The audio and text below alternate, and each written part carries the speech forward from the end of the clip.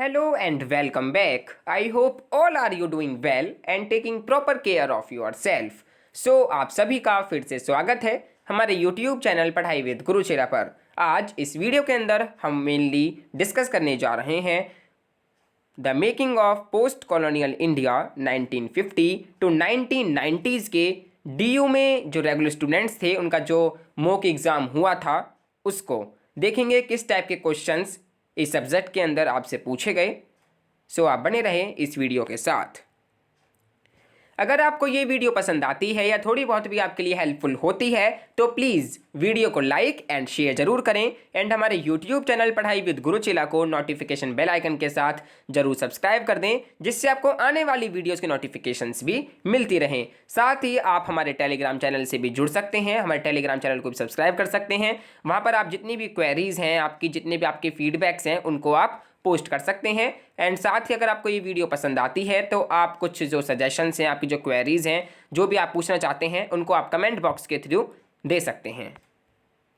सो आइए डिस्कस करते हैं कि किस टाइप के क्वेश्चंस पूछे गए the making of post colonial India 1950s to 1990s में।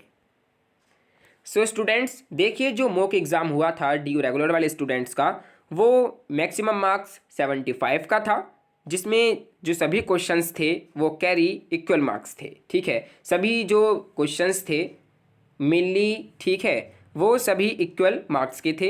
एंड साथ ही जो क्वेश्चंस थे, जितनी भी क्वेश्चंस थे क्वेश्चन पेपर के अंदर, उनमें से आपको एनी 3 क्वेश्चंस जो थे वो अटेम्प्ट करने थे। सो इस प्रकार इसका कुछ बेसिक स्ट्रक्चर था। सो आइए क्वेश्चन नंबर 1 की बात करते हैं, जो पूछा गया था constitution of India is a living document, comment. देखिए, ये पूछा गया है कि जो कॉन्स्टिट्यूशन है, ठीक है, इंडिया का जो कॉन्स्टिट्यूशन है वो एक लिविंग डॉक्यूमेंट है। ठीक है, इसके ऊपर आपको कमेंट करनी थी। तो देखिए, आप इसका इजीली आंसर ऐसे लिख सकते थे कि the Indian constitution is known as a living document because it is not static and can be amended and changed over the period of time according to the needs and requirements of the society. The fact that Indian Constitution has been amended about 100 times make it living document. यानी कि देखिए, जो भारतीय संविधान, ठीक है, जो भारतीय संविधान है वो एक जीवित दस्तावेज के रूप में जाना जाता है, क्योंकि यह स्थिर नहीं है और इसे समाज की आवश्यकताओं के अनुसार समय समय पर संशोधित और परिवर्तित किया जा सकता है। यह तथ्य कि भारतीय संविधान में लगभग 100 बार संशोधन किया गया है, यह एक जीवित दस्तावेज बनाता है। ठीक है, तो इस प्रकार जो कॉन्स्टिट्यूशन ऑफ इंडिया है वो एक लिविंग डॉक्यूमेंट है।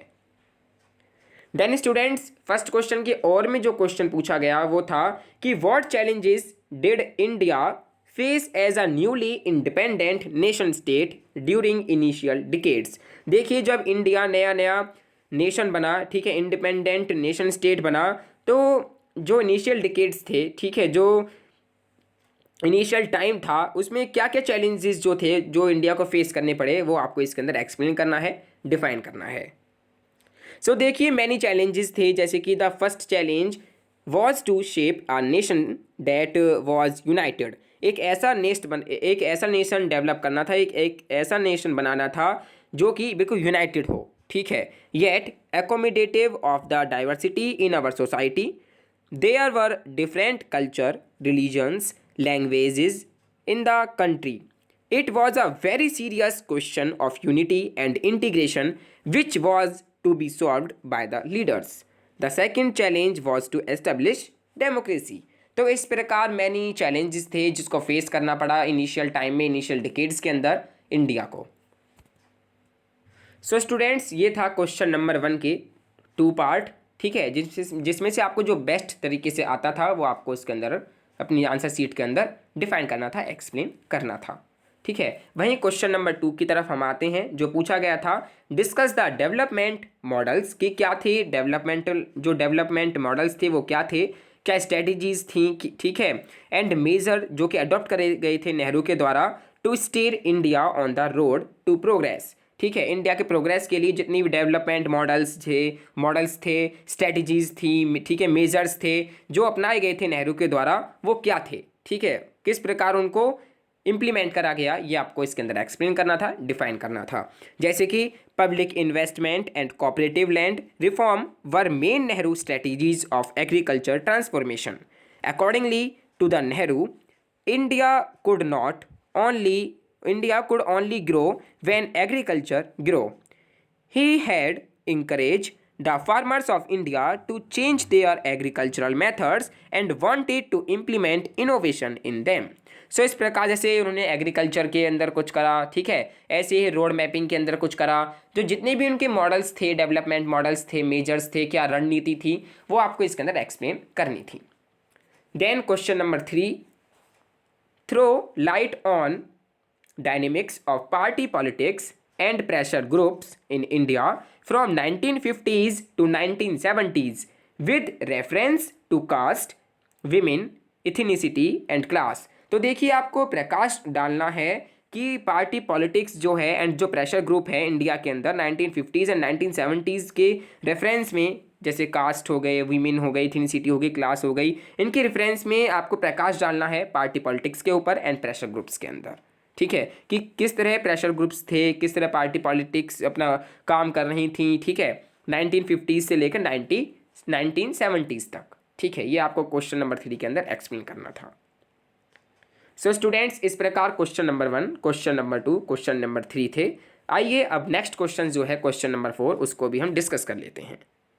सो स्टूडेंट्स, क्वेश्चन नंबर 4 जो था वो था evaluate Mrs Indira Gandhi's role in nation building. जो इंदिरा गांधी थी, ठीक है, उनका क्या रोल रहा नेशन बिल्डिंग के अंदर, ये आपको इसके अंदर एक्सप्लेन करना था, डिफाइन करना था। 4th क्वेश्चन के और में एक ऑप्शन था, ठीक है, वो था कि how do you look at the developments that took place in aftermath of Mrs Gandhi's assassination in Indian politics. देखिए मिसेस गांधी के आफ्टरमैथ होने के बाद जितनी भी डेवलपमेंट्स टेक प्लेस हुए, ठीक है, वो क्या थे, ठीक है, असैसिनेशन जो हुई इंडियन पॉलिटिक्स के अंदर वो क्या थी, ये इसके अंदर आपको एक्सप्लेन करना था, डिफाइन करना था। वहीं क्वेश्चन नंबर 5 की अगर हम बात करें जो था how do you look at the structural changes in Indian economy and society post 1990, कि क्या क्या जो स्ट्रक्चरल चेंजेस हुए थे इंडियन इकोनॉमी के अंदर और सोसाइटी के अंदर 1990s के बाद, ठीक है, वो क्या थे, ये आपको इसके अंदर एक्सप्लेन करने थे, डिफाइन करने थे, ठीक है, कि किस टाइप की जो इकोनॉमी थे वो अपनाई गई थी, socialist, capitalist, mixed economy and so on, ये आपको इसके अंदर एक्सप्लेन करने थे, डिफाइन करने थे। वहीं लास्ट क्वेश्चन जो है क्वेश्चन नंबर 6, वो था right short notes on any 2 of the following, यानी कि ये जो 4 ऑप्शन दिए गए हैं, ठीक है, ये 4 जो नोट्स के जो आपको टॉपिक दिए गए हैं, इनमें से आपको एनी 2 जो आप पे बेहतर तरीके से आते थे, बेस्ट तरीके से आते थे, वो आपको अपनी आंसर राइटिंग के अंदर करने थे। जैसे कि फर्स्ट था media nation, B role of cinema in shaping collective consciousness, then C television serials and culture, and at last D paintings, painters and Indian society. यानी कि मीडिया नेशन क्या है, ठीक है, कैसे क्या रोल रहा है सिनेमा का शेपिंग करने में कलेक्टिव कॉन्शियसनेस को, ठीक है, जो टेलीविज़न है, जो सीरियल्स हैं, जो कल्चर हैं, ये क्या चीज़ हैं, ठीक है, पेंटिंग्स क्या हैं, पेंटर्स क्या हैं, इंडियन सोसाइटी क्या है, इनमें से जो आप पे बेस्ट तरीके से आते थे, कोई भी 2 नोट्स आपको इसके अंदर से नोट डाउन करने थे अपनी आंसर सीट के अंदर। सो इस प्रकार क्वेश्चन नंबर 1, 2, 3, 4, 5 एंड 6, इस प्रकार 6 क्वेश्चंस आपसे पूछे गए आपके मॉक एग्जाम के अंदर, जिनमें से आपको एनी 3 क्वेश्चंस जो आप पे बेस्ट तरीके से आते थे वो आपको अपनी आंसर राइटिंग के अंदर, आंसर शीट के अंदर नोट करने थे। सो आई होप आपको थोड़ा बहुत तो अंदाजा लग गया होगा कि किस टाइप के क्वेश्चंस पूछे गए मॉक एग्जाम के अंदर। The making of post colonial India 1950s to 1990s, ये जो सब्जेक्ट है इसके अंदर से।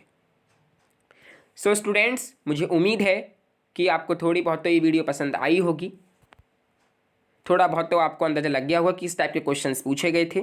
हमें इन क्वेश्चंस की प्रैक्टिस करनी चाहिए अपनी एग्ज़ाम की प्रिपरेशन के लिए। सो स्टूडेंट्स, इसी के साथ thank you for watching this video. Stay home, stay safe, stay endorse.